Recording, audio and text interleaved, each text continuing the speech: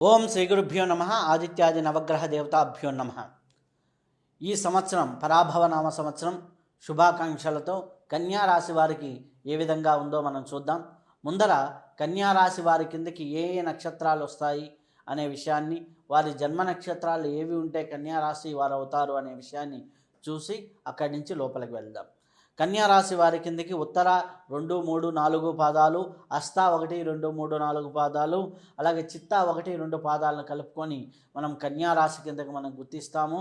అలాగే కన్యారాశిలో ఈ నక్షత్రాల వారు ఎవరైనా సరే కన్యారాశి వారి కింద మనం చూస్తూ ఉంటాం. అయితే వీరికి ఆదాయ వ్యయాలు ఏ విధంగా ఉన్నాయి, వీరికి రాజ్యపూజ్యము అవమానం ఏ విధంగా ఉంది కన్యారాశి వారికి ఈ సంవత్సరంలో అని చూసినప్పుడు ఆదాయం 8 గాను, వ్యయం 11 గాను, రాజ్యపూజ్యం 3 గాను, అవమానం 3 గాను ఉంది. రాజ్యపూజ్యం అవమానం సరిసమానంగానే ఉన్నా ఆదాయ వ్యయాలలో చిన్న వ్యత్యాసం అయితే ఉంది. ఆదాయం కంటే ఖర్చు ఎక్కువగా కనిపిస్తూ ఉంది. కాబట్టి మంచి ప్రణాళికలతో ముందుకు వెళ్తూ ఉంటే చాలా మంచి ఫలితాలు రావడం అనేది జరుగుతూ ఉంటుంది. ఎక్కడ అనవసరమైనటువంటి ఖర్చులు ఉన్నాయో కొద్దిగా ఆచిచూచి అడుగులు వేస్తూ ఉంటే సరిపోతూ ఉంటుంది. అయితే ఈ యొక్క కన్యారాశి వారికి ఈ యొక్క సంవత్సరం ఎలా గ్రహ సంచారం ఏ విధంగా ఉంది అనే విషయాన్ని మనం పరిశీలనలోకి తీసుకుందాం.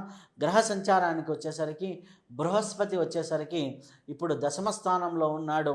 జూన్ నుంచి వీరికి ఏకాదశ స్థానంలోకి వస్తారు.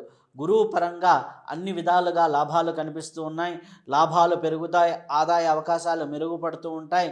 కాబట్టి వీటి పరంగా కూడా చాలా సత్ఫలితాలు కనిపిస్తూ ఉన్నాయి. శని భగవానుడు సప్తమ స్థానంలో ఉన్నాడు. దాంపత్య జీవిత భాగస్వామి విషయాల్లో కొద్దిగా బాధ్యతలు పెరుగుతూ ఉంటాయి. అలాగే ఓర్పుతో నడిస్తే స్థిరత్వమైనటువంటి వ్యాపార అభివృద్ధి, స్థిరత్వమైనటువంటి జీవనం కనిపిస్తూ ఉంది.